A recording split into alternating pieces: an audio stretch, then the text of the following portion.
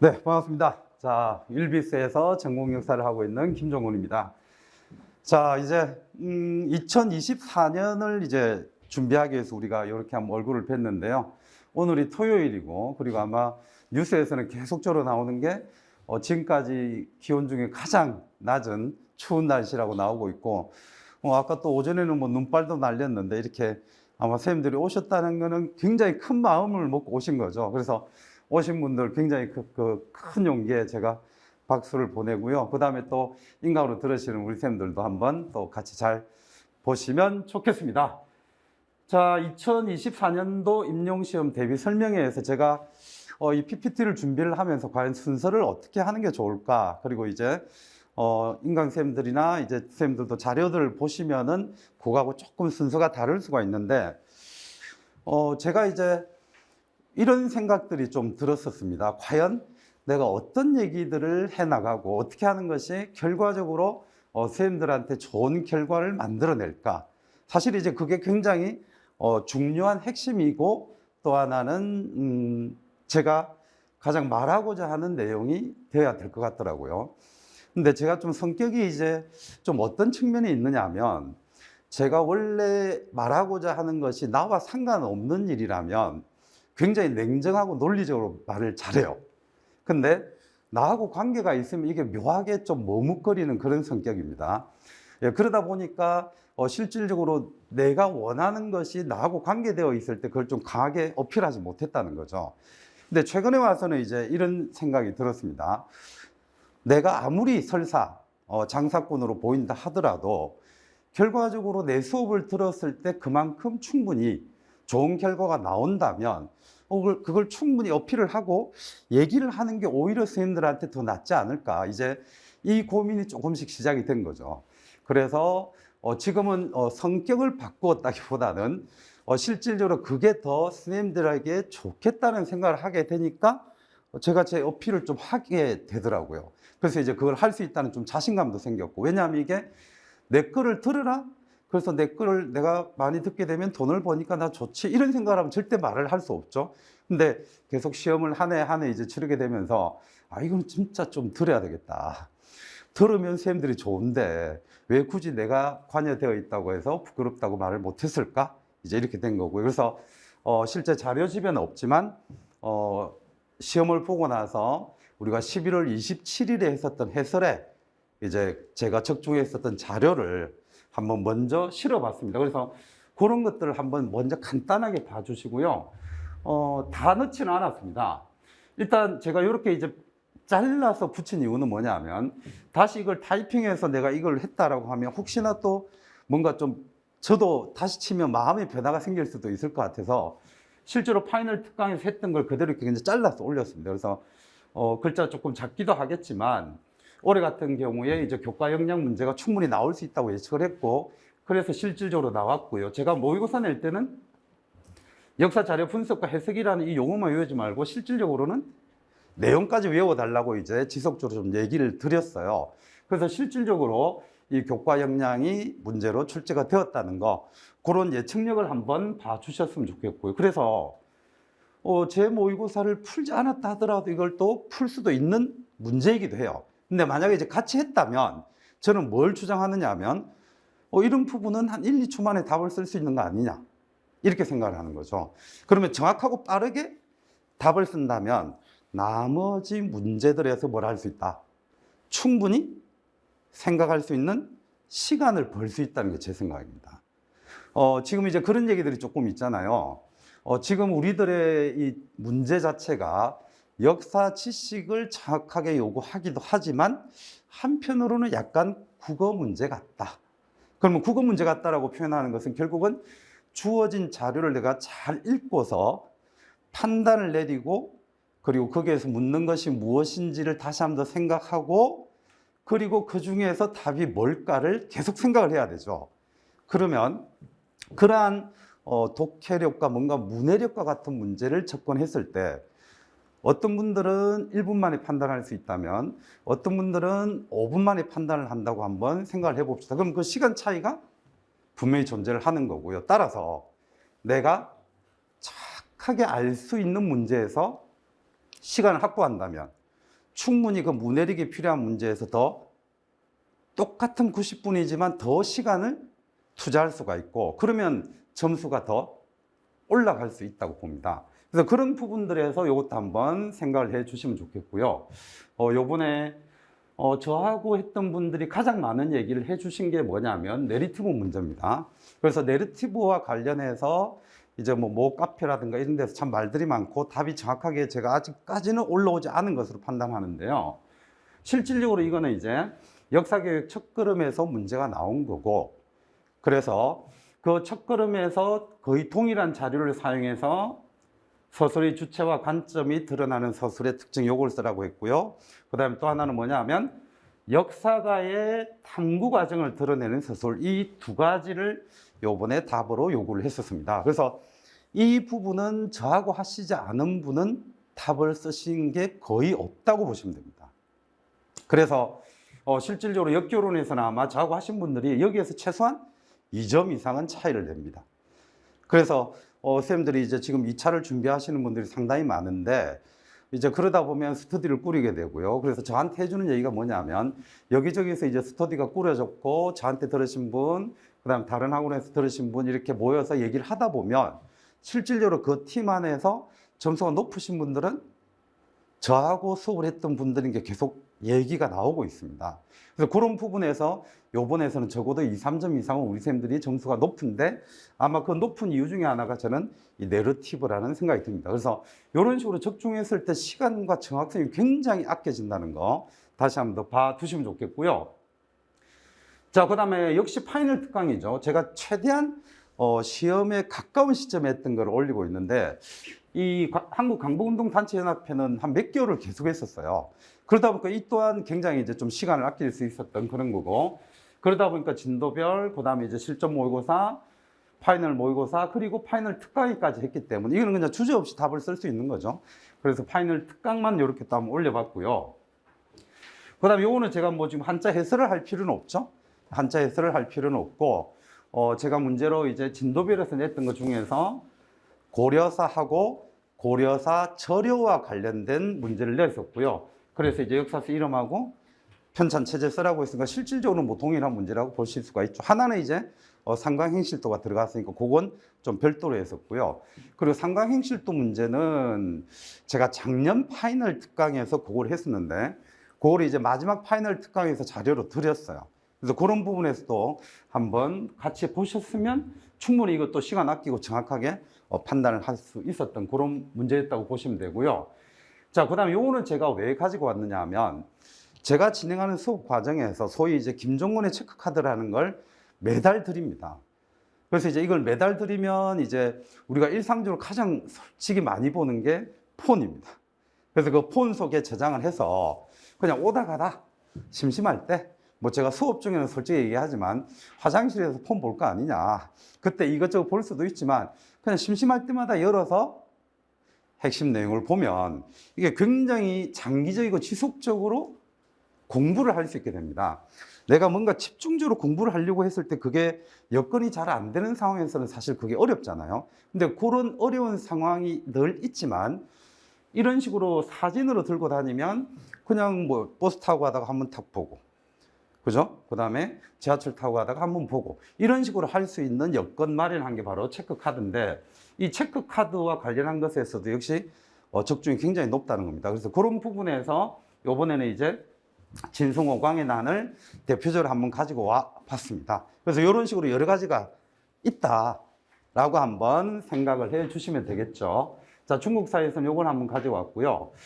그 다음에 요번에 서양사 문제는 제 개인적으로는 거의 쓸었다라는 생각을 많이 하는데 일단 요게 이제 실전 모의고사 거를 가지고 왔고 트렌트 공예를 가지고 왔고요. 특히 제가 요거를 보면서 어떤 생각이 들었느냐 하면 2년 전인가 진시황 문제가 한 번 있었죠. 근데 그 진시황 문제도 사실 놓고 보면 굉장히 답은 간단한 거였어요. 근데 대부분의 쌤들이 어떤 실수를 했느냐 하면 주어진 문제 조건에 맞는 답만을 쓰는 게 아니라 그냥 진시황의 정체를 그냥 일단 쓴 거죠. 그래서 알지만 틀린 분들이 사실 꽤 됩니다. 그게 퍼센테이지가 뭐 50% 된다, 70% 된다 이게 꽤 된다는 게 아니라 몇 퍼센트인지는 중요하지 않고 실질적으로 틀리지 않았어야 되는 문제를 틀렸던 것이 그 진시황 문제거든요. 그래서 나와서 돌아와서 보니까 이 제한 요소에 맞는 것만 써야 되는데 내가 알고 있는 건 그냥 무작위로 다 쓰면서 결국은 점수를 받지 못했었는데요. 요번에 트리엔트 공유의 문제도 사실 그런 경향이 조금 있죠. 트리엔트 공유의 결정사항 물었는데 그냥 쓴 거죠. 그래서 문제를 이제 급하게 보면서 제대로 파악하지 않았다는 거고, 요번 문제는 뭡니까? 성직과 관련한 부분. 그러면서 특히 이제 루터의 얘기와 관련해서 실질적으로는 그 답만을 쓰셔야 되는 거죠. 그러니까 이런 게 조금 안타깝습니다. 근데 이제 결국 그런 거는 내가 루터에 대한 내용도 정확하게 파악을 하고 트리엔트 공유의 내용도 정확하게 파악을 한다면, 그리고 또 하나, 시간이 촉박하지 않았다면 하지 않았을 실수라는 겁니다. 그죠? 그래서 그런 실수들이 없게 하려면 내가 누구나 다 아는 문제다가 중요한 게 아니라 누구나가 다 아는 문제를 계속 풀어봄으로 해서 틀리지 않고 빠르게 쓸 수 있게끔 직전까지 문제를 접하는 거하고, 그래서 거기에서 시간을 아낀 것만큼 실수 자체가 또 역시 줄어들 거다. 그런 얘기를 여기서는 한번 하고 싶습니다. 그래서 일단 요거와 관련해서는 그런 부분들을 한번 또 봐주시면 되겠고요. 그리고 저는 개인적으로 우리가 서계론이나 여타 책에 있는 것들을 정리하면 이 정도 내용이 될 건데요. 실질적으로 이제 종교재판소라는 게 서계론에 정확하게 없지만 제가 늘 수업할 때는 이런 걸 통해서 종교재판소를 만들어 간다는 걸 당연히 저는 알 수도 있고 알아야 된다는 생각이 들고, 그 다음에 또 하나는 이제 성직과 관련해서는 이런 게 좀 답이 될 수도 있지 않느냐라고 여쭤보기도 하는데요. 일단은 저는 무조건 그거 달라고 합니다. 왜냐하면 루터의 얘기 자체가 뭡니까? 만인 사제주의라는 것이기 때문에 결국은 그거에 대한 비판으로 놓고 본다면 가장 핵심은 누구나 성직을 가지는 건 아니고 그 사람들만이 뭘 할 수 있다? 성사를 할 수 있다는 걸, 물었다는 걸 파악하는 게 필요한 거죠. 그래서 어떻게 보면 여기서도 약간의 독해력이 필요합니다. 그래서 그런 것들을 늘 좀 갖춰갈 수 있도록 기본적인 내용에서 계속 확실하게 반복적으로 볼 수 있는 게 필요하다고 생각하시면 되고요. 이거는 어떤 사진이냐면, 모의고사를 보고 나면 저한테 많은 질문을 하는데 해설지를 주느냐 이런 질문을 많이 했고요. 한 3년 전까지는 제가 해설지를 엄청 뿌렸습니다. 근데 그게 안 좋은 결과가 나왔다는 생각이 들었어요. 어떤 안 좋은 결과요? 내 수업을 안 듣는데도 다 안다는 거죠. 그래서 이걸 어떻게 안 박을 수 있을까? 그래서 그 다음에는 해설지를 안 뿌렸습니다. 오로지 수업에서만 들을 수 있게 한 거죠. 근데 그러니까 또 뭐가 저 문제였냐면, 계속 초집중을 해야 되는데 실제로 똑같은 질문을 할 수도 있지만 똑같은 주제에서 살짝 비껴가는 질문을 할 수도 있잖아요. 그럼 그거까지 설명하기에 집중을 잘 못하거나 나도 그 근거 자료를 확실하게 전달하지 못하는 경우가 있더라는 거죠. 그러면 내 수업을 듣는 분만 알 수도 있고, 그리고 내가 하고자 하는 내용을 확실히 전달할 수 있는 방법이 뭘까라고 생각을 해서 PPT로 해설을 하고 그냥 인강에 올리는 게 아니라 단톡방에 들어왔을 경우에만 드리는 걸로 바꿨어요. 그리고 그것도 처음에는 비밀번호를 알면 들어올 수 있겠는데 마지막에는 반드시 나한테 개인적으로 연락해야만 제가 단톡방으로 초대하는 형식으로 바꿨어요. 예, 그랬더니 들어오는 숫자도 현저히 줄어들더라고요. 근데 거기에 올리는 답안들이라고 생각을 하시면 됩니다. 그래서 이 형식으로 아까 앞에서 본 체크카드처럼 이 형식으로 계속 지속적으로 드려요. 그래서 혹시 인강 중에 잠깐 못 들었을 수도 있고, 아니면 저도 말하다 보면 약간 실수가 있을 수도 있는데 그런 부분들을 이제 이 정리된 내용으로 보게끔 한 거죠. 그래서 이런 내용을 한번 했다는 거고, 역시 마찬가지입니다. 이런 식으로 사진을 다 드렸고요. 자, 그 다음에 여기에서는 올해 이제 굉장히 중요한 것 중에 하나인데, 실질적으로 이제 소련 혹은 러시아와 관련된 부분이 뭔가 나올 것 같다라고는 충분히 우리 다들 예측했잖아요, 그죠? 그러다 보니까 제가 그거와 관련한 정말 여러 가지들을 했는데, 어쨌든 이 고르바초프도 제가 실질적으로 보시면 아시겠지만 모의고사에 했단 말이죠. 그러면서 그 당시에 이거 채점을 하면서 그냥 대충 내용 외우지 말아 달라. 왜냐하면 이게 나온다고 한다면 실질적으로 굉장히 좀 중요할 것 같다라고 표현을 했고, 그래서 이런 부분들을 정확하게 외워달라고 했습니다. 근데 뭐가 나왔냐면 집단 농장과 관련한 걸 묻는 게 나왔죠. 그러니까 당연히 이제 대략적인 것을 외우신 분들은 안 될 것이고, 이걸 정확하게 꼼꼼하게 외워달라고 해서 외우신 분은 사실상 이제 정답이 될 수 있었던 그런 문제였죠. 그리고 역시 약간은 말이 많은데요. 집단 농장을 폐지했다는 게 정답이 아니다라고 생각하시는 분이 저한테 문의를 많이 합니다. 그거는 틀렸습니다. 그러니까 이제 선생님들이 공부를 하시다 보면 어떤 착각들을 많이 하느냐 하면, 혹시 선생님, 지금 우리나라에 지주가 있습니까? 없습니까? 지주. 예. 없다고 생각하고요. 쌤은요?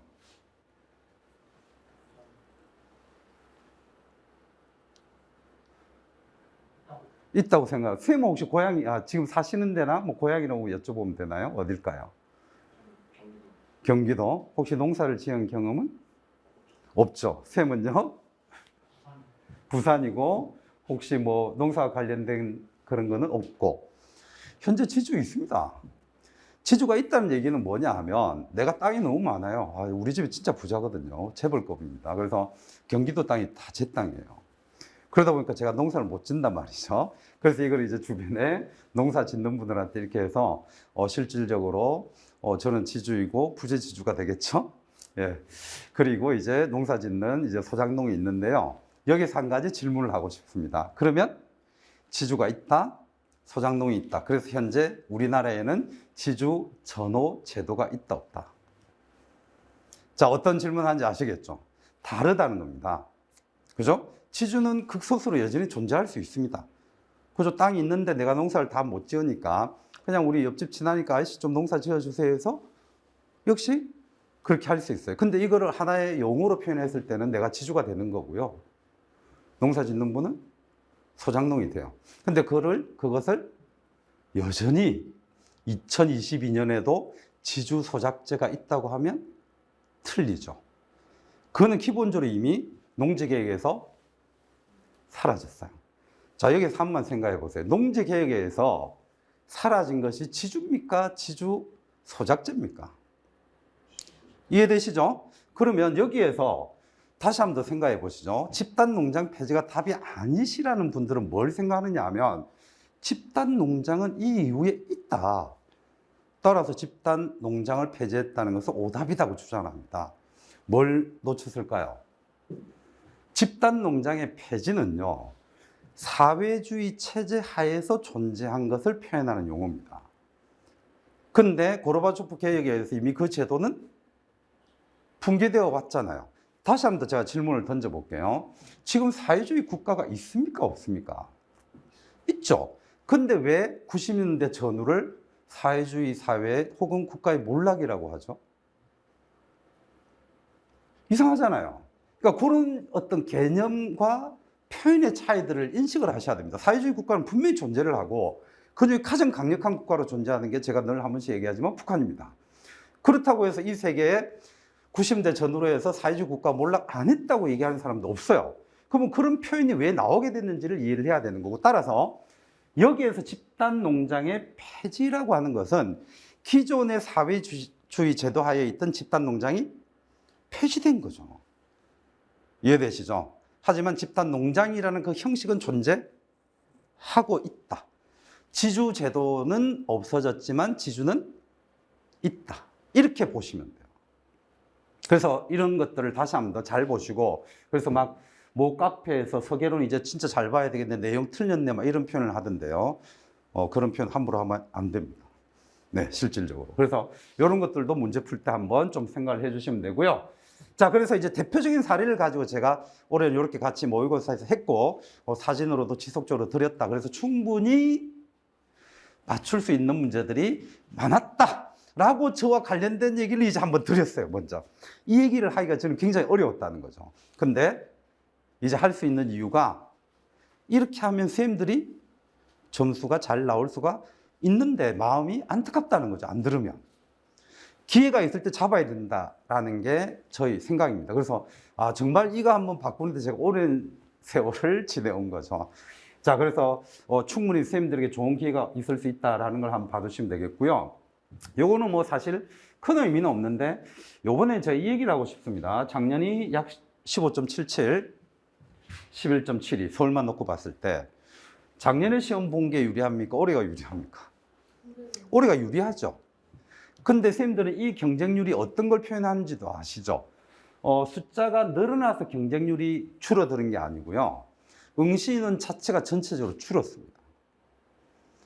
그러니까 기존에 한 3,000명대 이상이 전체 역사를 응시를 했는데 그게 확 줄어버렸죠. 왜요? 문제가 괴랄하거든요.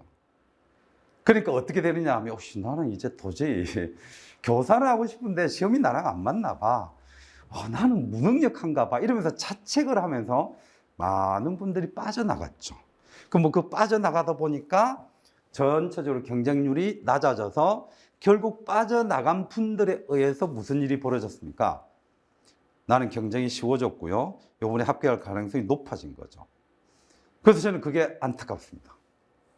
네. 시중에 이제 2차 수업 쉬는 거 관련해서 아마 시크릿 뭐뭐 해가지고 이게 파는 책이 있을 거예요. 비밀 노트. 그래서 이제 세 분이서 수업 만점자에 이제 수업 실현해가지고 하시는 분이 있는데, 그분들하고 에피소드가 있습니다. 정말 상담을 하면서 펑펑 울었습니다. 자기는 이제 포기해야 되겠다. 그래서 제가 그분들한테 던진 얘기가 뭐냐 하면, 쌤들이 빠져나가는 순간 그 세 자리는 누군가가 차지한다. 그래서 그의 선생님들이 동시에 다 붙었습니다. 그래서 오시면 하는 얘기가 정말 그 얘기를 합니다. 그에 그만뒀다면 혹은 쉬었다면 그 자리는 다른 분이 들어가죠. 근데 그대로 했기 때문에 그분들이 동시에 다 가져갔죠. 세 분 다 친구분들이거든요. 그러니까 세 분이 동시에 서울에서 똑같이 붙은 거죠. 그래서 이렇게 경쟁률이 낮아졌다는 것은 그만큼 최근에 한 3년간의 시험 문제가 어려웠고, 그 어려운 것 때문에 자책을 자기한테 돌리면서 나는 이곳하고 안 맞는 것 같아라고 해서 빠져나간 효과라고 보셔야 됩니다. 그래서 숫자가 늘어났으면 아니라는 것이 전체적으로 어떻게 됩니까? 다 경쟁률이 줄었죠. 뭐 17이나 사실은 19나 뭐 차이 없잖아요. 근데 경쟁률은 줄어듭니다. 그래서 빠져나가신 분들은 후회하죠, 이제. 그러면 서서히 다시 돌아오실 겁니다. 그러니까 빨리 하셔야 된다는 얘기입니다. 그죠? 그래서 이런 것들이 자기 자신을 자책하는 것으로 해서 그만두는 일은 없었으면 좋겠다. 그게 이제 제 생각이고요. 그래서 이거는 경쟁률들을 한번 이렇게 봐주시면 좋겠다는 의도로 이제 집어넣은 거고요. 그리고 선생님들이 가장 많이 궁금해하는 것이 또 컷인데, 일단 이제 요 작년하고 올해 것만 이제 비교를 해보시면은 대략 작년에 한 75점 정도였었죠. 화면이 확 지나갔네요, 그죠? 자, 그래서 컷 자체가 이제 이런 식으로 형성이 됐고, 거꾸로 올리면 좀 75, 76, 그죠? 그 다음에 약간 낮은 지역은 또 낮은 대로 형성이 되었는데, 대표적으로 저는 이렇게 요렇게를 먼저 얘기를 한다면, 올해 컷은 무조건 5점 이상 떨어집니다. 그거는 분명히 기억을 해 두시기 바랍니다. 이게, 선생님들도 이제 결국 학교에서 혹시 경험을 해보셨거나 그래서 서술형 문제를 내보셨으면 아는데요. 점수를 조절하는 때가 반드시 옵니다. 그래서 냉정하게 어떤 한 단어라도 틀렸을 경우에는 내가 까야 될 때가 있고요. 꼭 그러지 않아도 될 때는 흐름이나 맥이나 이런 데서 맞으면 인정해 줄 때가 있습니다. 작년은 어떤 상황이라고 보느냐 하면 코로나가 터지고 나서 1년이 지났고요. 그래서 전체적으로 수능 시험을 봤는데 점수가 낮다는 평가가 나옵니다. 그래서 실질적으로 수능 문제 하나하나를 분석을 해봤더니 불수능이 아니라 물수능인데? 이런 판단을 내렸고, 근데 왜 점수가 떨어졌을까? 라고 분석을 해요. 그래서 그 분석의 결과를 1차적으로 저는 맞다고 보는데 뭐라고 결론을 내놓냐면 코로나 때문이다. 그러면 이제 아시잖아요. 코로나로 인해서 아이들이 학교를 제대로 나간 적이 없고 다 영상을 통해서 수업을 했고, 그러다 보니까 수업에 대한 집중력이나 이런 것들이 떨어졌다. 그래서 그 영향 자체가 실제로 굉장히 큽니다. 대학생분들 얘기 들어봐도 여러 가지 편법들을 쓰면서 대면 수업을 하던데요. 그러면 그만큼 뭡니까? 수업에 대한 집중도가 떨어졌다는 거죠. 그것 때문에 점수가 낮아졌다고 분석을 해요. 그 영향이 우리 시험으로 옵니다. 그래서 일단 첫 번째, 시험 문제를 너무 어렵게 내지 마라. 이렇게 이제 평가원에서 요구를 했고요. 그래서 채점 자체도 약간 폭이 넓어집니다. 그랬더니 점수가 확 튀었죠. 근데 이번에는 그 요구를 반대로 했습니다. 정확하게 채점해달라. 네, 그래서 물론 과정들은 들어보셨는지 모르겠는데 제가 많이 출제를 했어요. 그래서 답은 이거라고 정했다. 그런데 실질적으로 답이 하다 보면 해석이, 문제에 대한 해석이나, 그죠? 답에 대한 문장에 대한 해석이 조금씩 달라지잖아요. 그러면 채점하시는 세 분하고 출제하신 교수님하고 엄청 싸웁니다. 이까지 답이 허용돼야 된다. 안 된다. 이걸 엄청 싸우다가 합의를 봐요. 그래서 합의가 되는 선에서 확장이 되는데요. 일단 지금은 지침 자체가 그 확장을 하지 말라고 했기 때문에 채점하시는 분들의 요구가 많이 없어질 겁니다. 그러면 출제하신 교수님의 입김이 거의 이제 많이 작용을 하게 되고요. 그 교수님의 생각이 확장이 된다면 답이 많아지겠지만 일단 지침도 그렇게 내려왔기 때문에 교수님도 확장을 안 하실 거예요. 그러면 채점 자체가 키워드와 내용이 동일해야 되는 거죠. 요번에 선생님들의 답안을 채점하면서 굉장히 많이 제가 볼 때 좀 안타까운 게 뭐가 있느냐 하면 예를 들어서 인과적 설명을 써달라고 한 거 있잖아요. 근데 대부분의 선생님들이 어떻게 답을 쓴 경우가 있냐면 인과적 설명 끝. 근데 이제 그 문제를 잘 생각해 보시죠. 인과적 설명에 대해서 서술하라고 했기 때문에 인과적 설명이라는 단어만 쓴다는 건 그거는 기입형입니다. 그래서 뭐 어떤 분들은 얘기를 하죠. 서술하라고 해도 단어만 써도 된다. 근데 올해는 아니라는 겁니다. 그럼 올해 같은 그 문제는 뭐냐면 인과적 설명에 대해서 서술하라고 했기 때문에 인과적 설명이라는 키워드도 들어가고 어떻게 해야 한다? 그것이 무엇인지를 설명을 해야 됩니다. 그래서 그게 없는 분들은 제가 다 그었어요. 아마 그렇게 채점이 이루어질 겁니다. 그러면 올해 같은 경우는 이제 작년보다 분명히 점수가 떨어질 건데요. 제가 볼 때 최소 5점입니다. 네. 그리고 저한테 이제 채점을 맡기신 분은 한 몇 점에서 몇 점 사이 구간으로 이제 드린 경우가 상당히 많은데 아마 그 최저선에서 나올 가능성이 좀 높지 않겠냐. 그게 제 생각입니다. 어쨌든 제 걸로 채점을 하셨던 다른 기준으로 채점을 하셨던 실질적으로 작년보다는 컷이 분명히 떨어질 거다. 그거는 한번 생각을 하고 계시면 됩니다. 자, 그런 흐름들을 보이고 있고요. 자, 이제 그러면 요거는 쭉 지나가도 되겠죠. 자, 그래서 문제 자체가 조금 독해력도 요구하고 문해력도 요구하는 방향으로 흘러가고 있는데 과연 이런 상황에서 우리는 어떻게 해야 되느냐? 저는 이렇게 생각합니다. 저도 서서히 제 자신이 변화하고 있다는 걸 느꼈습니다. 뭘 느끼고 있느냐 하면 긴 문장이 읽기 싫어지더라. 그래서 인터넷에 보면 웃기는 얘기가 하나 있는데요. 이제 엄마하고 자식하고 이렇게 카톡을 주고받다가 문장이 너무 기니까, 표현이 물론 문장이 너무 기니까는 아니에요. 글이 기니까 좀 끊어서 보내라 그러니까 엔트, 엔트 이렇게 해서 보내는 이제 그런 약간 우스개 얘기가 있는데요. 그 얘기는 결국 현실이 무엇을 지금 표현하고 있다고 보느냐 하면 긴 문장으로 서술되어 있는 것에 대해서 읽기가 어렵다는 겁니다. 그리고 얼마 전에 실제로 이제 초등학교에서 있었던 일인데요. 아이들이 초등학교에서 도서관이 있을 것이고 그 도서관에서 책을 빌려갈 거 아닙니까? 그러면 이제 이걸 반납하는 과정을 안내를 했는데 아시겠지만 뭐 가정통신문 같은 걸 보냅니다. 두 가지 문제 제기가 학교에 폭주했습니다. 실제로. 첫째, 왜 책을 사서 보내라고 하느냐? 그래서 그게 뭔지 봤더니 책을 사서 선생님께 보내라고 했는데 책을 사서 선생님께 보내라고 읽는 학부모님의 문제. 이거 굉장히 슬픈 일입니다. 그래서 지금 이제 30대, 40대의 학부모님의 문해력이 사회적으로 약간 이슈가 있어요. 그 하나의 사건으로 그분들을 욕을 하는 거는 저 이제 돌맞아 죽을 수도 있어요. 그죠? 근데 그게 약간의 뭘 보여준다고 보느냐 하면 패턴을 보여주는 거죠. 경향성을.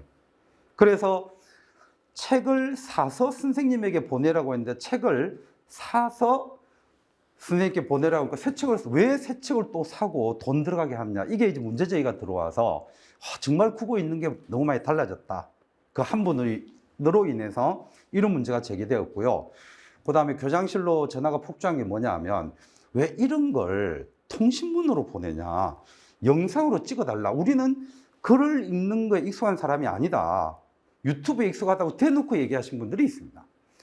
이걸 한번 잘 생각을 해 보셔야 됩니다.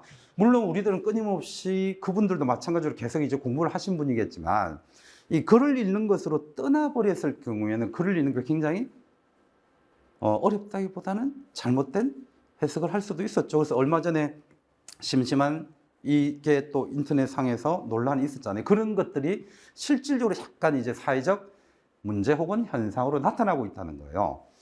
그걸 제가 왜 얘기를 하냐 하면 혹시 우리도 짧은 글에 익숙하지 않느냐.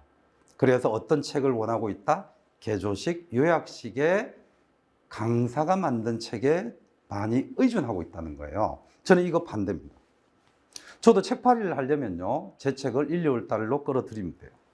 근데 저는 책이 우선이 아니고요, 시작이 문장이어야 하고 마지막이 문장이어야 한다고 봐요.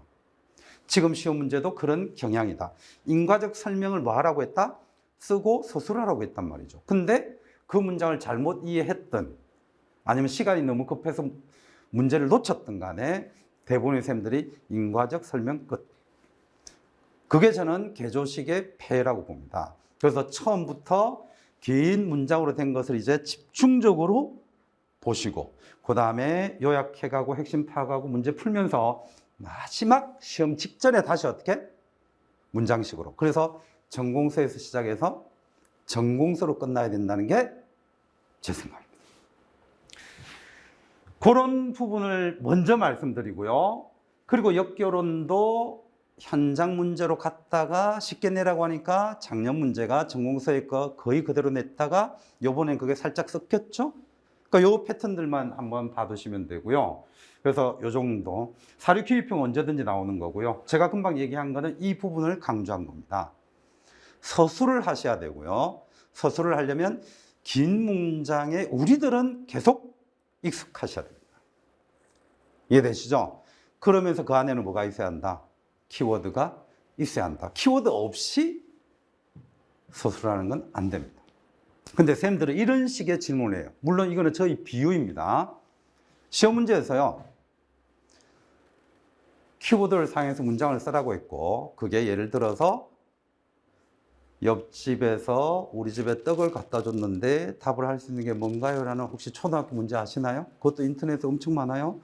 그랬더니 쓸 수 있는 말이 뭐냐 그랬더니 어떤 애가 답을 뭐라고 합니까? 뭘 이런 걸 다. 실제로 초등학생들 그렇게 얘기합니다. 그럼 그건 맞은 걸까요? 틀린 걸까요? 일반적으로 그 문제를 내면 옆집에서 떡을 갖다 주면 우리는 일반적으로 뭐라고 답을 하는 게 우선입니까? 고맙습니다가 우선이죠. 근데 뭘 이런 걸 다, 이게 틀렸다고는 볼 수는 없지만 그 아이가 실제 시험 문제에서 그렇게 답을 쓴다는 것은 어머니나 아버지가 아이고 뭐 이런 걸 다요, 이것만 들었을 가능성이 높죠.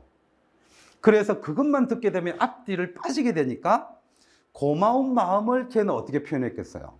그렇게 표현했겠죠. 그러면 본질은 아이고 뭐 이런 걸 다 라고 표현한 그 어린아이도 본질은 뭡니까? 마음속에 고맙다는 표현인 건 맞지만 이걸 시험 문제에서 갖고 왔을 때 과연 점수를 줄 수 있나요, 없나요?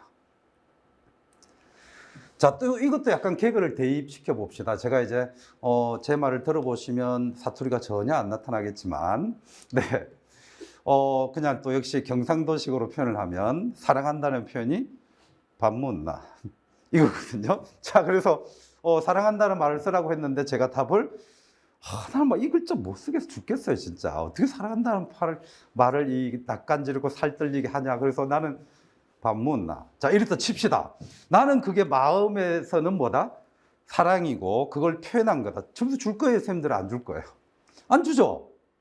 이걸 어떻게 주냐고요? 그럼 결국 마찬가지입니다. 우리들에게 요구하는 답을 실질적으로 사랑이다, 고맙습니다라는 키워드를 사용하지 않고 긴 문장으로 썼을 때 이것이 고맙습니다라는 내용인 것 같고 사랑의 표현인 것은 같지만 키워드가 없으면 안 됩니다. 키워드는 있지만 점수 줄 수 없는 게 고맙 이거겠죠. 밥 이렇게 하면 더 이상하죠. 그러니까 이제 결국은 내가 표현하고자 하는 핵심 용어와 그것을 서술로 표현할 줄 아는 게 필요하고, 그러려면 기본부터 어떻게 한다? 문장으로 보셔야 됩니다. 그러면서 스스로 어떻게 하는 게 필요하다? 핵심을 파악을 하는 게 필요하고요. 그러면 질문에서 무엇을 묻는지도 정확하게 파악하는 습관이 생깁니다. 그래서 저는 오늘은 이 부분을 좀 강조하고자 합니다. 시험의 트렌드가 그렇게 한번 바뀌어가고 있다는 거. 자, 그렇게 한번 보시고요. 자, 그리고 이거는 뭐 너무나 당연한 얘기겠지만 시험 보신 분들은 다 압니다. 자기가 100% 몰라서 틀린 것만 틀렸다. 손 들어 보시라고는 없습니다. 내가 왜 저걸 저렇게 써봤지? 실수가 2개, 3개, 4개씩, 5개씩 있습니다. 그게 결국은 뭘 결정한다? 합부를 결정해요.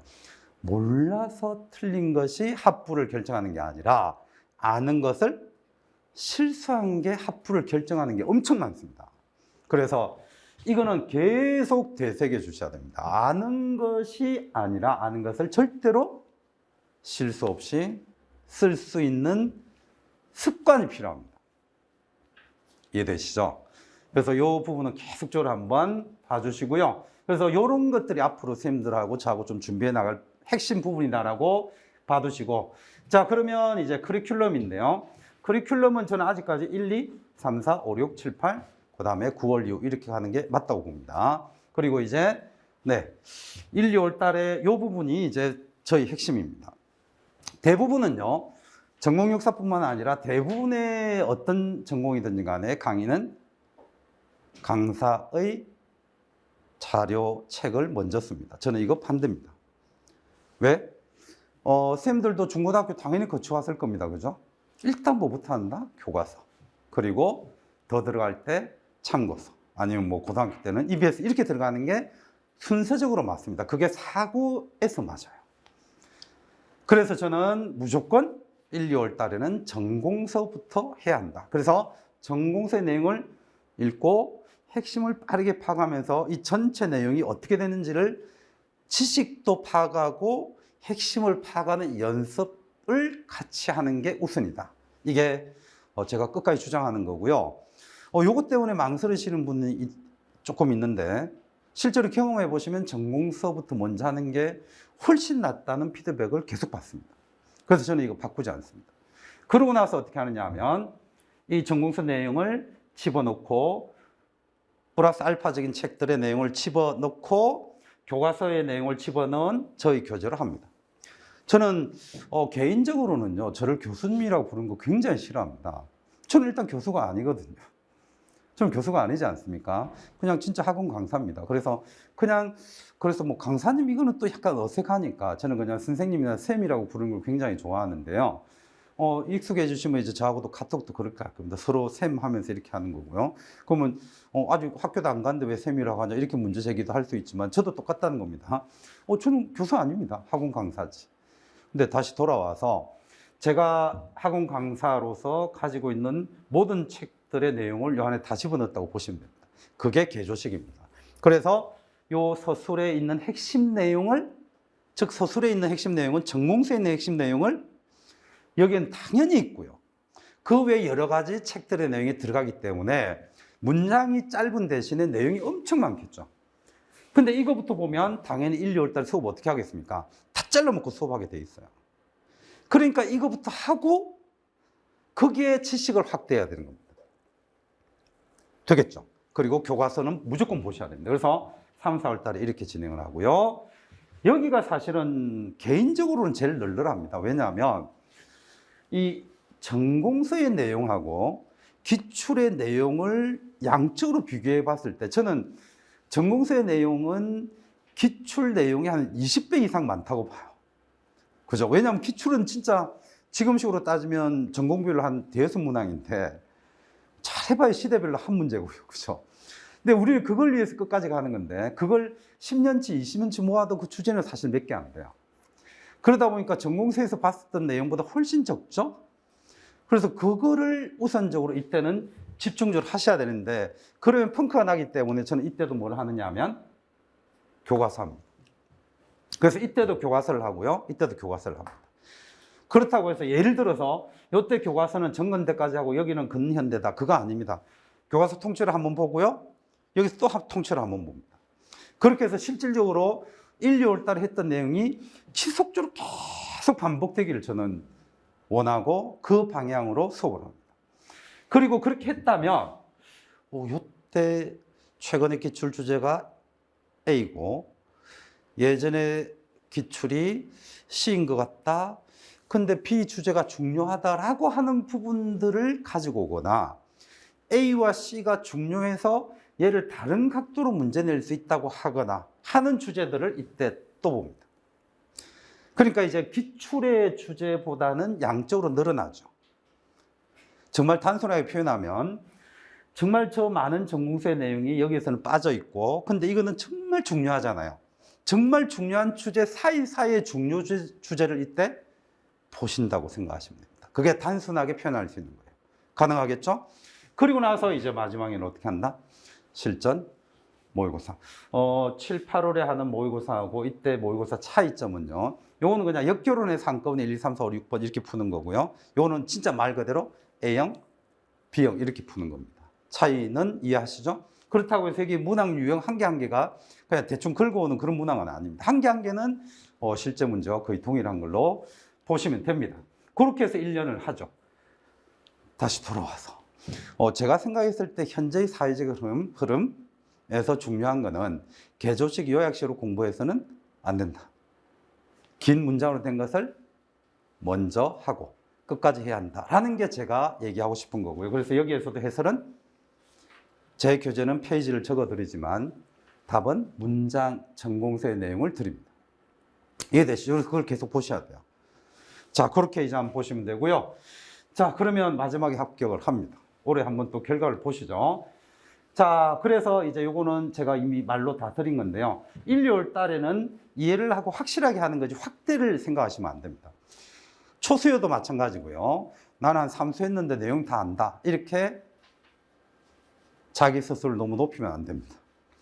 내가 좀 잘한다고 싶으면 1, 2월 달에 이미 뭐 하면 됩니까? 구조 하시면 되는 거고요. 초수시라면 이때 또 이해 정도만 하셔도 돼요.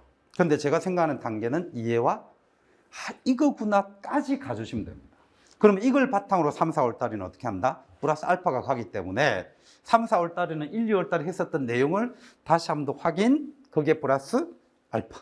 되겠죠? 그래서 제가 용어를 1, 2월은 이해와 확실성, 요걸 포인트로 했고요. 그 다음 3, 4월은 이해와 확실성을 기반으로 해서 뭐 한다? 확대하고요. 구조화합니다.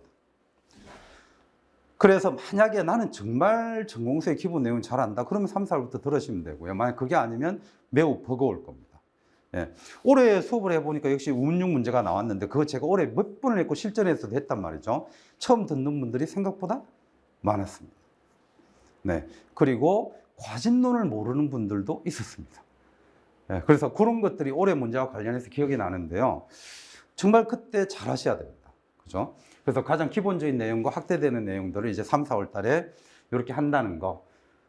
그걸 한번 다시 봐두시고요. 자, 그 다음에 이제 기출을 토대로 변형하는 거. 같은 얘기입니다. 그 다음에 기출 사이사이를 다시 맺고 나가는 거. 그렇게 저는 표현할 수 있습니다. 다시 나올 만한 주제, 혹은 안 나왔지만 중요한 주제. 그걸 다시 모의고사 형태로 본다. 라고 생각을 하시면 되고요. 이제 이 과정을 다시 한번 더 완전히 재확인하는 거라고 보시면 됩니다. 이때 잘 하셔야 돼요. 올해 제 개인적으로는 실전 모의고사 해설하는 방법이 굉장히 좋았다고 생각을 했습니다. 약간 개인적으로 좀 겁나했던 게 뭐냐면 2021년도까지는 모의고사를 일주일에 2번 봤습니다.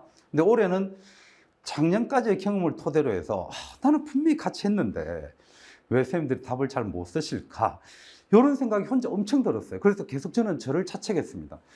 여기까지 확대하는 게 내 목적이었는데 왜 그걸 못 봤을까? 그러면 이제 결국 뭐냐면 내가 왜 볼 수 있게 못 해줬냐라는 자책이 생긴 거죠. 그래서 이제 생각을 했습니다. 볼 수 있게 하자. 그러려면 내가 설명할 수 있는 시간이 길어야 된다. 그러면 모의고사를 줄여야 된다. 대신에 모의고사를 줄였을 때 저희 또 불안감은 뭐겠습니까? 2회씩 했을 때 적중보다 떨어지면 어떡할까? 이게 이제 저희 고민인 거죠. 그래서 엄청 계속 나올 만한 주제를 계속 올해 내내 분석을 했는데 1회만 했지만 작년보다 적중률이 더 높았습니다. 그리고 해설지를 이제 집중적으로 나눠주면서 이 주제를 문제 냈을 때 이걸 물을 수 있다는 걸 계속 얘기했어요. 그래서 해설지가 엄청 두꺼웠습니다. 그래서 그거를 같이 보는 과정을 거쳤죠. 근데 그게 저는 너무 적중했다는 생각이 듭니다. 그래서 이렇게 실전 모의고사까지 한번 봐주시면 되겠고요. 저희 수업은 기본적으로 7월, 아니죠. 7, 8월까지는 지금 머릿속에 순간 표현이 헷갈렸네요.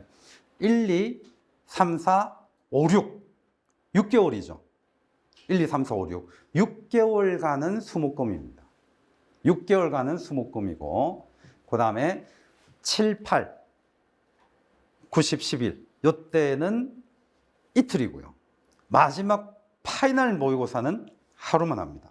그래서 계속적으로 선생님들이 스스로 해나가는, 독립해 나가는 과정으로 커리큘럼이 짜진다고 생각하시면 되고요. 그리고 그래서 1, 2, 3, 4, 5, 6은 거의 이거랑 동일해요. 근데 약간의 이제 변동이 있을 수가 있죠.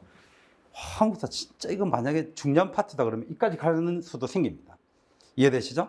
그래서 전체적인 흐름은 수요일 오전에 역교론입니다. 그래서 이것도 어느 파트에서는 오후까지 막 가기도 해요. 근데 전체적인 흐름은 역교, 한국사, 중국사, 서양사. 올해 일본사 뺍니다. 이제 일본사는 확실히 작년에도 하긴 했고, 그래서 일본사에 대해서 굉장히 자신감들을 가졌었는데 확실히 관계사만 나온다가 저희 결론입니다. 그렇기 때문에 그냥 중국사 할 때 계속 집어넣을 겁니다. 그러니까 일본사 단독이 아니라 기본적으로 제목을 이제 뭐라고 이해하시면 된다? 동양사. 그리고 교과서 할 때 그거 다 보게 되어 있습니다. 이해되시죠? 자, 그렇게 이제 한번 봐두시면 대체적인 흐름은 이렇게 진행이 된다라고 한번 봐주시고요. 자, 올해 제가 바뀐 것 중에 하나가요. 1, 2월 달에 전공서 작년까지 3권 했습니다. 올해는 2권으로 줄였습니다. 그래서 초록책과 남색책만 할 겁니다. 갈색 안 합니다, 이제. 대신에 어떻게 한다? 이제 이거를 이해를 잘 해주셔야 되는데, 그러면 이거 2권으로 끝이냐? 그게 아니라 갈색 책 프린트로 드려서 확인할 겁니다. 네. 그리고 이 책 프린트로 드릴 겁니다. 일단 선생님들이 지금 이제 역사교육에 의해 파란 책 안 봐도 되지 않느냐라고 하시는 분들인데 큰일 납니다. 그죠? 일단 이거 무조건 봐야 되는데 선생님들이 보기에는 부담스럽죠? 그러니까 제가 핵심적인 부분을 전달해 드리면 되잖아요. 그리고 올해 같은 경우는 또 지역사 또 나왔죠. 그거 이제 문제가 낼 게 없다는 겁니다. 선생님들이, 교수님들이. 그래서 그것도 역시 핵심적인 부분 전달해 드리면 되고요. 내러티브 문제는 사실 올해는 요거 가지고 문제를 냈는데 남색책하고 갈색책 내러티브 잘 보면 답 쓸 수 있습니다. 사실은 그래요. 근데 이제 제 생각에는 요 부분에서도 핵심을 다시 전달 드리는 게 필요하고, 요거는 제가 한 4, 5년 전부터 계속 핵심을 전달 드렸단 말이죠. 리젠 부분하고. 그래서 요것도 선생님들이 역사교육의 입문과 구상인데 다 볼 수는 없어요. 그러니까 이러한 것은 제가 필요한 부분에서 요약한 부분을 프린트를 들으면서 확인할 겁니다. 언제요? 여기에서 제가 필요한 내용이 초록책과 남색책에 있을 경우에 드리면서 그때 보는 거죠. 어떤 건지 아시겠죠? 2권을 가지고 하지만 실질적으로는 선생님들은 6권 이상 보게 될 겁니다. 중복되는 부분에서 다른 책의 내용을 밀어넣는 거죠. 그 형식으로 1, 2월 달에 진행을 한다라고 보시면 되고요.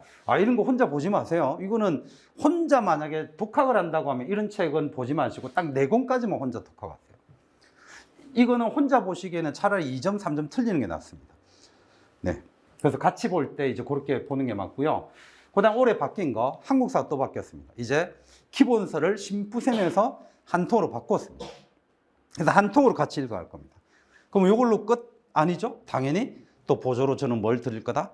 부셈 드립니다. 그래서 부셈하고를 같이 드리는 거고요. 대신에 책을 쌤들이 있으면 보면 좋은데 제가 당연히 이것도 뭘로? 이쪽은 다 프린트로 드린다고 생각하시면 됩니다. 그리고 요거는 이제 역시 쌤들한테 저는 보라고 안 하는데요. 그 시대사 총론 10권짜리 있죠? 그걸 역시 제가 필요한 부분에서 프린트로 같이 볼 겁니다. 네. 그 다음에 이것도 뭐 길잡이의 내용도 마찬가지고 등등등에서 플러스 알파의 내용이 프린트로 간다고 생각하시면 돼요. 뭘 보면서? 한 통을 시대별로 시간 순서대로 보면서 올해 시험 문제에서 고려사 자료 편년체처럼 쭉 시간 흐름으로 보시되 그래도 중요 주제에서는 깊이 있게 봐야 되죠. 부셈이 쌤들이 어려운 이유가 뭐냐 하면 책 하나하나는 시간 순서이지만 꼭 논문 같은 거리지 않습니까? 그러다 보니까 실제로 좀 통사라고 보기가 어려워서, 그리고 책이 너무 두꺼워서 보기 어려워하거든요. 그래서 이거를 저는 안 볼 수는 없다는 생각인 거고, 이것을 뭘로 한다? 프린트로 대체한다. 기본서는 한 통이다. 되겠죠? 여기 지금 한 통 사진 보이시나요? 안 보인다고 하면 안 됩니다. 한 통이 지금 딱 있습니다. 비밀병기로. 되겠죠? 한 통의 위력을 다시 한번 더 느껴주시면 좋겠고요. 됐죠? 자, 그리고요, 이제 동양사는 저는 역시 계속 동계론으로 봅니다. 그리고 늘 이제 후반부에서는 한중을 같이 봅니다. 근데 일단 이렇게 제가 PPT에는 설정을 했고요. 자, 올해 이 부분에서 좀 여러 번 했었는데요. 역시 프린트로 좀 나갈 겁니다. 중국 근현대사 몇 권짜리죠? 5권짜리인가 그렇죠? 여기에서 필요한 부분을 제가 또 드린다는 얘기가 되겠고요. 네, 한중은 기본적으로 거의 같이 한다고 보시면 됩니다. 대신에 근현대사 부분에서 거의 하신다고 보면 되고요. 자, 아틀라스는 제가 개인적으로 역시 또 필요하다는 생각이고요. 그 다음에 고대사 부분에서는 이 책이 좋은데, 역시 이 책 2권은 쌤들이 저는 또 보지 말라고 합니다. 이것도 7권이고 이것도 7권인데요. 이걸 어떻게 보냐 이거죠. 그러니까 이거는 제가 드리는 게 맞고요. 지금 사진에서는 빠졌지만 뭐가 또 필요하다. 강자, 중국사가 필요하다. 그것도 역시 필요한 부분에서 제가 적절하게 밀어 넣을 겁니다. 그리고 그걸 다시 한 번 더 하게 되는 게 언제다? 3월. 그래서 계속 엄청 반복해요. 서계로는 저는 우리나라가 아니라 전 세계에서 가장 좋은 책이라고 봅니다. 네, 절대 이 책 함부로 비판하면 안 됩니다. 자, 그리고 이제 역시 비슷하게 진행이 됩니다. 이렇게. 뭔지 아시겠죠? 이제 그러면 앞에처럼 이해하시면 됩니다. 필요한 부분은 제가 타이핑해서 내용 같이 집어 넣는 걸로 보시면 되고요. 그걸 한꺼번에 다 볼 수 있는 게 언제다? 3, 4월입니다. 그러니까 금방 그거는 기본서의 줄을 그어가면서 내용 확인하고 제가 밀어 넣는다고 한다면 금방 그런 책들의 내용이 전부 다 3, 4월 책에 있습니다. 심지어 3, 4월 책에는 2009, 2015 개정의 교과서 내용도 있고 사료도 있습니다. 그래서 제 책은 두껍긴 한데요. 그 부쌤처럼 두꺼워서 싫다 이런 분들이 있는데 1년 공부해서 합격하는 게 낫습니다. 네, 그리고 혹시 비상시에 방어할 수 있는 책 두께이기 때문에요. 네, 뭔가 좋을 수가 있습니다. 근데 안에 두꺼운 이유가 특히 이제 사료가 많기 때문이고요. 본문 내용에 있는 사료들은 교과서 내용이고 한 단원이 끝날 때마다 또 저는 사료가 있거든요. 그거는 이제 실제 원문이거나 좀 긴 사료. 그렇게 해서 사료도 반복적으로 볼 수 있겠다는 거 한번 봐두시고요. 수업 진행은 1, 2월이랑 거의 동일합니다. 요거는 흐름 이해하실 수 있죠? 어려운 게 아니니까. 자, 그래서 3, 4월 이제 제 책은 이렇게 처음에 발행했었던 이제 색깔이 확실한 거 뭐 이렇게 역교로는 초록색, 초록색에 흉내낸 거죠. 그다음 한국사는 뿌셈 흉내내서 흰색, 그다음에 동양사는 동계론 흉내내서 주황색, 그다음에 서양사는 노란색, 이렇게 한 그 책 말고요. 22년에 새로 발행된 이 책을 보셔야 됩니다. 네. 그래서 이걸로 이제 3, 4월 달에 진행을 한다라고 보시면 되겠고요. 22년 걸 만약에 없다면 사셔야 되고 20년 걸 사시면 오타를 보시게 됩니다. 네, 내용도 약간 더 추가되어 있습니다. 자, 그리고 5, 6월 달에 이렇게 진행이 되는데 이것만 설명할게요. 요거는 사실 언제부터 진행되는 거냐면 2주차부터 진행되는 겁니다. 그러니까 1주차는 하루 종일 뭐 한다? 기출만 봐요. 됐죠? 그리고 금요일에 뭐 한다? 교과서 봐요. 그리고 나서 2주차부터는 1주차에 봤던 기출을 어떻게 하는 거죠? 변형해서 문제 풀고 그 다음 진도 나가는 겁니다. 그러면 여기서는 역교론 한국사, 여기서는 동양사, 서양사. 이것도 이해되셨죠? 기출을 변형한 문제는 첫 주부터가 아닙니다. 첫 주는 할 수가 없어요. 아무것도 같이 한 게 없기 때문에. 그래서 첫 주에 기출 문제를 본 걸 2주차에 변형한 문제를 쌤들이 접하시는 겁니다. 네, 그래서 이때부터 제 인기가 좀 폭발적으로 늘어납니다. 5월 달부터. 저도 제가 생각해도요, 남들이 김쌤은 뭘 잘하나요? 그러면 저요? 문제 적중이요. 이거는 진짜 자신해요. 네, 그거는 저만의 판단이겠죠. 네. 자, 7, 8월부터는 어떻게 된다고요? 이틀로 줄어듭니다. 그래서 이제 자기 시간을 계속 확보하셔야 돼요. 그러면 전부 모의고사라고 했습니다. 그러면 실전에 가서는 오전에 모의고사 풀고 해설이 들어가는데 이건 그게 아닙니다. 그냥 모의고사 드리고요. 10시부터 바로 들어가는 겁니다. 그래서 가급적이면 제가 이제 수강생분들한테 뭐라고 얘기하느냐면 직강생분들은 8시 반이나 9시에 와달라. 그래서 문제를 풀고 해설을 들어달라고 하고요. 인강생들도 다운받아서 바로 그냥 인강을 듣는 게 아니라 최소한 어느 정도 1시간 정도는 문제를 풀고 들어주길 바랍니다. 그래서 이거는 풀고 해설이 아니라 이미 풀었다는 전제를 깔고 계속 해설을 한다라고 보시면 됩니다. 되겠죠? 해설이라는 용어는 안 썼지만 해설이라고 보시면 되겠고요. 그리고 조그만하게 있습니다. 해설지는 어떻게 했을 때만 드린다? 저한테 수강 인정하고 끝나면 단톡방에 들어왔을 때만 받을 수 있다. 예, 그래서 이제 피해를 없애는 거죠. 근데 시중에 해설지가 돈다. 그러면 이제 단톡방에 있는 분들이 양심의 가치를 느끼겠죠. 이제 그 방법을 제가 택한 겁니다. 네. 그랬더니 현저하게 해설지가 줄었습니다. 진짜로요. 그러니까 우리 쌤들이 훨씬 이익을 본 거죠. 자, 해설지는 반드시 그렇게 드리고, 그래서 저한테 해설지는 없나요? 라고 물으면 없다고 답을 합니다. 그죠? 없어요. 근데 언제는 있다? 단톡방에 들어오면. 그렇게 이중적으로 장치를 냈고요. 9, 10월도 역시 어떻게 한다? 이제 보세요. 좀 전에 7, 8월은 다 모의고사. 9월부터는 10시에 봐서 1시 20분까지 봅니다. 거의 실제랑 동일하게 봐요. 근데 완전 동일하지 않은 건 아시겠죠? 시간이 조금 다르니까. 그리고 수요일 오후에 해설, 목요일 해설. 그래서 해설을 엄청 빡시게 갑니다. 그래서 이 문제를 낸 의도, 그리고 이 문제가 다시 나왔을 때 뭘 물을 수 있는지 그걸 계속 확인할 겁니다. 그렇게 해서 이틀을 합니다. 역시 해설지는 어디에서 드린다? 인강으로 절대 올리지 않습니다. 오로지 단톡방에 들어왔으면 받을 수 있습니다. 그렇게 이제 하고요. 마지막 마무리 모의고사는 토요일로 바뀝니다.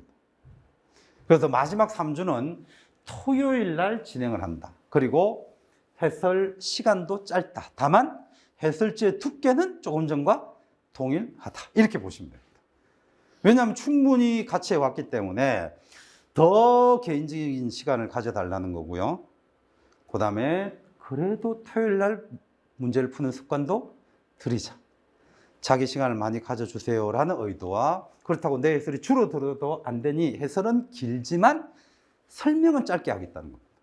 그래서 이만한 것을 이제 쭉쭉 읽어가면서 판단 내려가시면 쌤들은 아주 좋은 점수를 받을 거고요. 이제 제가 자신하는 바를 한번 썼습니다. 저하고 하시면 역사교육론 진짜 쉬울 겁니다. 이건 자신합니다. 뭐 100%는 아니겠지만 들어보면 99%는 그런 얘기들을 하시는 것 같습니다. 네, 현장 경험하고 연결되기 때문입니다. 실질적으로. 그래서 제가 최소 뭐 11년 했고, 그 다음에 학원 강의도 따지면은 또 10년 이상이 되기 때문에 엄청나게 이제 이 부분에서는 가장 자신을 하죠. 그래서 초록책하고 남색책 이런 거 읽는 게 아마 조금 느낌이 다를 거예요. 이게 이렇게 쉬웠는데 왜 나는 그동안에 이해를 못했지? 이유가 뭘까요? 학문적으로 접근해서 그렇습니다. 그래서 저도 대학을 나왔으니까 교사를 했겠죠? 그리고 뭐 학문으로 따지면 한국교원대 석사과정, 단국대 석사과정 두 곳입니다. 근데 저 프로필에 절대 올리지 않습니다. 저는 그거 싫어하거든요. 왜냐하면 공부를 많이 했다는 것은 역사교육론을 이론적으로 접근한 경향이 상당히 강하기 때문에. 그래서 계속 이론적인 문제를 내죠. 네. 그래서 그런 거는 저는 중요하지 않다. 오히려 저한테 중요한 거는 11년간의 교사 생활이 역교론이 훨씬 더 중요하다. 그래서 저는 이 부분에서 정말 자신이 있습니다. 네. 그 다음에 더더더 자신하는 거. 진짜 이거는 신이 주신 저에 대한 축복인 것 같습니다. 저 정말 이거 잘해요. 그냥 1년간 수업하면서 쭉 분석하면 뭐가 나올 것 같다는 게 보이거든요. 그래서 이제 올해 같은 그런 적중을 또 끌어내기도 했는데, 이거는 어떤 쌤들이 그러더라고요. 제가 이제 9월, 10월 달에 해설을 할 때 힘들죠. 그냥 저 믿고 오세요. 이러다가 이거를 처음에 진짜 까놓고 저한테 뭐라고 했냐면, 그래서 김종훈 쌤 장사꾼 같다고 생각했다고 하더라고요. 근데 시험을 보니까 아니라는 게 판명이 되니까 막 와서, 혹은 이제 카톡으로 막 장문으로. 그러니까 이제 어떤 분들은 뭐라고 하느냐면 진짜 쌤이 옆에서 얘기하는 것 같다라는 얘기들을 정말 많이 합니다. 그래서 이 부분은 장사꾼 같지만 믿으시면 됩니다. 예, 제가 이거 분석하는 거는 정말 스스로도 감탄할 정도입니다. 자, 그리고 이 부분도 이제 작년부터 제가 좀 강조하기 시작했는데요. 역시 우리 과만이 아니라 모든 과를 보면 혼자 하시는 분이 있고 파트를 나누는 분이 있는데요. 저는 파트 나누는 거 싫어합니다. 이유는 이렇습니다. 쌤들은 쌤이 한국사를 보고 쌤은 서양사를 보나요? 아니지 않느냐 이거죠. 결국 수험생은 내 과목을 다 봐야 된다. 근데 이제 제가 이제 나눠드린 프린트에 보면은 학교에 가면 애들이 이렇게 얘기한단 말이죠. 걔네들은 열 몇 과목씩 해야 되는데 선생들은 뭐라고 하느냐면, 야, 너는 어제 배운 것도 못하냐? 다 그렇게 얘기해요, 13분이. 왜 그렇게 얘기할까요? 12과목 나머지가 있다는 걸 알면서도 교사들은 어떻게 하느냐 하면 내가 가르친 것만 생각을 해요. 그래서 이게 아이들 마음과 가르치는 교사하고 약간 차이 나는 겁니다. 우리도 그럴 수가 있다는 거죠. 내가 역교론만 열심히 강의하면은 돌아서서 어떻게 하느냐. 야, 금방 조금 전에 했는데 왜 몰라요? 이렇게 되죠. 근데 수험생은 네 과목을 다 해야 됩니다. 그리고 우리가 내용이 좀 방대하나요? 그죠? 그러다 보니까 내가 수험생과 같은 마인드를 가지는 게 나는 제일 중요하다고 보는 거고요. 그래서 처음에 솔직히 저는 좀 힘들었어요. 저 나름대로는 저도 이제 지식에 대한 사실 자신감이 좀 있었기 때문에 혼자 내가 뭐 저는 괜찮은데 이렇게 했는데 막상 해보니까 이게 사실 처음에는 엄청 힘들었습니다. 근데 10년이면 강산도 변한다면서요. 이제는 정말 다 볼 수 있겠더라고요. 그래서 작년부터 서서히 강조했던 것이 한국사 하면서 동양사, 서양사 얘기하는 건데요. 아마 올해 수업은 그렇게 아예 진행이 될 겁니다. 언제? 3, 4월 달에. 그러면 이런 일이 발생을 할 거예요. 한국사 하다가 핵심은 한국사로 가겠죠? 근데 그때 중국에서, 일본에서, 서양에서 툭툭 확인할 겁니다. 그러면 중국사 하다가는 어떻게 한다? 중국사 흐름으로 쭉 가요. 이게 핵심인데 이때 한국에서는, 이때 서양에서는 이걸 계속 확인할 겁니다. 그리고 이걸 계속 뭐와 결합시킬 거냐 하면 이제 제가 수업 중에 대놓고 역교를 또 끌고 올 거예요. 그래서 네 과목에 오늘 한국사 수업이면 한국사 핵심인데 이 핵심의 역교는 동양사, 서양사가 들어갈 거예요. 그런 수업을 해야만 나도 수험생의 마인드를 가질 수가 있다고 봅니다. 그래서 아마 올해 선생님들이 기대하시는 수업에서는 그렇게 동시에 네 과목을 끌고 가는 걸 대신에 핵심 중심은 있다는 겁니다. 병렬적으로 네 과목 끌고 가는 거 절대 아닙니다. 아마 들어보시면 상당히 재밌을 겁니다. 이건 혼자만이 가능합니다. 그리고 체크카드는 아까 제가 하나 보여드렸지만 매달 계속 드립니다. 작년에 좀 양이 많았다 그래서 올해는 조금 줄일 생각이기도 합니다. 줄여서 부담이 없고 마지막까지를 다 봤을 때 충분히 핵심들을 사진으로 볼 수 있게끔. 자, 그리고 멘탈. 저는 뭐 제 스스로가 일단 멘탈이 강해요. 그래서 저 사람 왜 저러지? 이런 식의 멘탈이 강한 게 아니라 제가 아픔을 많이 겪었기 때문에 안다는 겁니다. 예, 그래서 같이 그런 부분도 충분히 멘탈 관리를 할 수가 있을 겁니다. 자, 그렇게 하고 나면은 네, 이제 축하드립니다 라는 얘기를 들을 수가 있을 겁니다. 질문 하나 드려볼까요? 제일 첫 화면과 현재의 화면이 같나요? 다르나요? 뭐가 다르죠? 선생님, 뭐가 다르죠? 혹시 이거 생각하신 건가요? 아니면? 눈썰미. 이거 엄청 고민한 건데요. 첫 화면의 제 사진과 이 사진은 틀립니다. 이제 이거 한번 기억을 해두세요. 환하게 웃는 거죠? 정확하게 10년 전 사진입니다. 정확하게는 10년 전 사진입니다. 빠르게 거꾸로 한번 올라가 볼게요. 자, 복습하시고요. 거꾸로 가면서 뭐 얘기했지 복습하십시오. 그래서 역순의 통사는 어렵습니다. 그죠? 그것도 우리 기출이잖아요. 역연대기. 자, 복습하시면서 이거 얘기했지. 자, 보세요. 다르죠? 왜 이렇게 배치를 했냐면, 자, 이 사진은 어떤 평을 많이 썼냐면 아주 푸근한 아버지 같다고 하더라고. 다 오세요. 그냥 이렇게. 그래서 이제 첫 화면은 이렇게 한번 택해봤고요. 마지막 화면은 10년 전으로 돌아가서 좀 더 환한 이미지. 그래서 어떤 이미지? 환하게 쌤들이 웃을 수 있는. 그래서 웃을 수 있는 이유는 합격. 그거에 어울리는 사진이라고 본 거예요. 그리고 10년 전의 마인드로 다시 돌아가서 저도 한 번 더 빡시게 공부해서 쌤들이 좀 합격할 수 있게 해보자라고 해서 정확하게 좀 10년 전 사진을 한번 가지고 와봤습니다. 자, 작년엔 제가 이 설명할 때 40분 만에 끝내겠습니다 했는데 1시간 반 걸렸거든요. 그리고 오늘은 그래서 아예 말을 안 했어요. 마음속으로 40분 만에 끝내야지 이랬는데 지금 1시간 좀 더 걸린 것 같습니다. 자, 정말 고생 많으셨고요. 뭐 인강쌤들도 그렇고 궁금한 점이 있으면 얼마든지 질문하시고 이제 마무리하고 선생님들 뭐 저한테 물으실 거 있으면 이제 끝나고 나서 한번 또 개별 질문 받고 그런 식으로 한번 하도록 하겠습니다. 우리는 수업에서 다시 뵙겠습니다. 수고하셨습니다.